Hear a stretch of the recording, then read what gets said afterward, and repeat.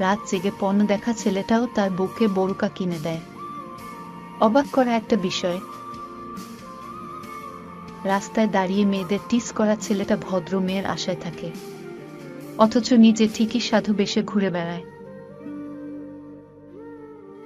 কি অদ্ভুত চিন্তা চেতনা! এমনকি ধর্ষকও বিয়ের পর তার বউয়ের অতীত নিয়ে কথা তোলে, অথচ নিজেই জীবনে কত কুকর্ম করে আসছে তার কোনো হিসাব নেই।